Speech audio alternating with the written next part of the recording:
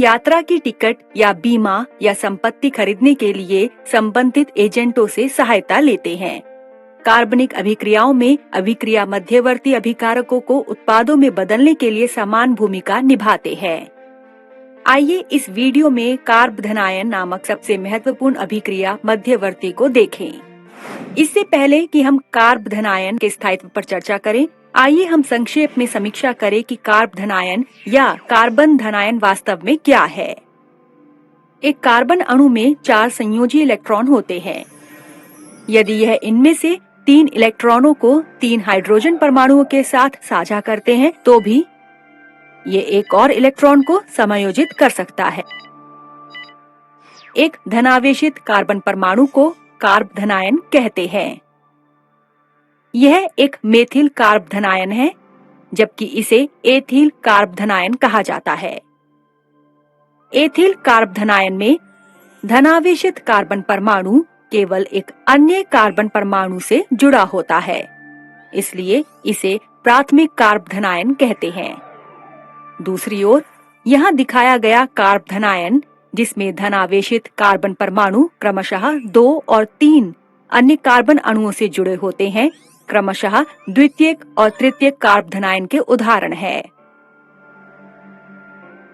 Carb धनायन का स्थायित्व इस बात पर निर्भर करता है कि यह प्राथमिक, द्वितीयक या तृतीयक है। एक इलेक्ट्रॉन स्थानांतरण प्रभाव अर्थात प्रेरण प्रभाव कार्ब धनायन के स्थायित्व के क्रम की व्याख्या करता है। प्राथमिक, द्वितीयक और तृतीयक कार्ब धनायन के उदाहरण के रूप में एथिल, आइसोप्रोपिल और तृतीयक ब्यूटिल कार्ब धनायन पर विचार करें। एक एल्किल समूह में साझा इलेक्ट्रॉन में युग्म को स्वयं से दूर धकेलने की प्रवृत्ति होती है। इस प्रभाव को धनात्मक प्रेरण प्रभाव कहते हैं। ये स्थानांतरित इलेक्ट्रॉन धनावेशित कार्बन परमाणु के चारों ओर जमा हो जाते हैं, जिससे इसकी इलेक्ट्रॉन की कमी कुछ हद तक कम हो जाती है। द्वितीयक कार्ब धनायन में धकेलने वाला प्रभाव 2 तरफ से होता है, जबकि तृतीयक कार्ब धनायन में यह धकेलने वाला प्रभाव 3 तरफ से होता है। इस प्रकार कार्ब धनायन पर इलेक्ट्रॉन की कमी की भरपाई तृतीयक कार्ब धनायन में अधिकतम सीमा तक होती है। इलेक्ट्रॉन की कमी जितनी कम होगी, कार्ब धनायन का स्थायित्व उतना ही अधिक होगा। इसलिए तृतीयक कार्ब धनायन सबसे अधिक स्थायी है, जबकि प्राथमिक कार्ब धनायन इन तीनों में सबसे कम स्थायी है। सारांश: एक धनावेशित कार्बन परमाणु को कार्ब धनायन कहते हैं।